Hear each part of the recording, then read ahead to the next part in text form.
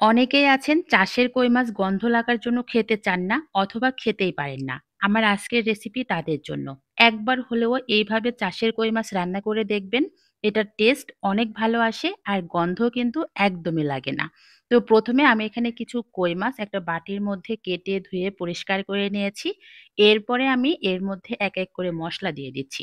এখানে ব্যবহার করেছি হলুদের গুঁড়া, মরিচের গুঁড়া আর লবণ। এই মসলার সাথে মাছগুলোকে মাখিয়ে নিয়ে প্রথমে আমি মাছগুলো ভেজে নিব। এই জন্য একটা কড়াইয়ের মধ্যে আমি দিয়ে দিচ্ছি পরিমাণ মতো সয়াবিন তেল। তেলটা যখন খুব ভালো করে গরম হয়ে যাবে, গরম তেলের মধ্যে এক এক করে কই মাছগুলো দিয়ে দিচ্ছি। আর এই রেসিপি তৈরি করার জন্য মাছগুলো কিন্তু একদম কড়া করে ভাজা যাবে না, হালকা করে ভেজেই উঠিয়ে নিতে হবে।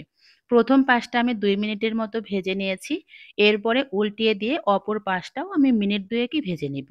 এরপরে মাছগুলোকে ভালো করে হালকা করে ভেজে উঠিয়ে নিব। মাছগুলোকে উঠিয়ে নিয়ে ওই তেলের মধ্যেই এখন আমি একটা স্পেশাল মসলা তৈরি করার জন্য কিছু উপকরণ দিয়ে দিব। প্রথমে দিয়েছি ১ মুঠ পরিমাণ পেঁয়াজ কুচি, সাথে কিছু রসুনের কোয়া, ৪ টা কাঁচামরিচ, শুকনা মরিচ, সাথে কিছু দিয়েছি চীনা বাদাম আর দিয়েছি কোরানো নারকেল।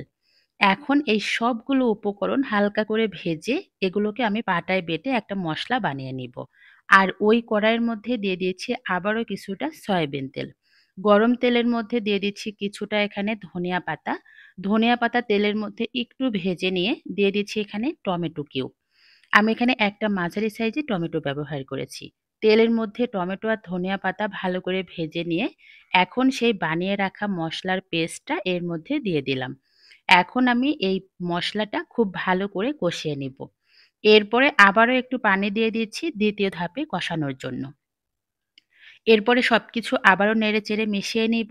আর দিয়ে দিচ্ছি এখানে ১ চামচের মতো লাল মরিচের গুঁড়া, ১/২ চামচ হলুদের গুঁড়া, ১/২ চামচ দিয়ে দিচ্ছি এখানে ধনিয়া আর জিরে গুঁড়া। স্বাদ মতো লবণ দিয়ে এখন মসলাটাকে খুব ভালো করে কষিয়ে নিব। যখন দেখব মসলা থেকে তেল ছেড়ে দিয়েছে, একদম সুন্দর মতো কষানো হয়ে গিয়েছে, এই পর্যায়ে দিয়ে দিব ভেজে রাখা মাছগুলো। এখন মসলার সাথে মাছগুলোও কিন্তু বেশ কিছুক্ষণ কষিয়ে নিব। এখানে কোনো প্রকার পানি ব্যবহার করব না। পানি ছাড়াই মোটামুটি ৫ থেকে ৬ মিনিটের মতো মসলার মধ্যে মাছ কষিয়ে নিব। আর এতে করে কিন্তু মসলাগুলো মাছের মধ্যে খুব ভালোভাবে প্রবেশ করতে সাহায্য করবে। তো মসলার সাথে মাছ কষানো হয়ে গিয়েছে। এখন দিয়ে দিব এর মধ্যে ঝোলের জন্য পানি। আমি এখানে মোটামুটি ১ কাপের মতো পানি ব্যবহার করেছি। আবারও নেড়েচেড়ে মিশিয়ে নিলাম। এরপরে ঢাকনা দিয়ে ঢেকে যতটুকু ঝোল খেতে পছন্দ করব, ততটুকু পর্যায়ে আসলেই আমি কিন্তু তরকারিটা নামিয়ে নিব। একদিন হলেও এই স্পেশাল মসলা তৈরি করে কই মাছ রান্না করে দেখুন।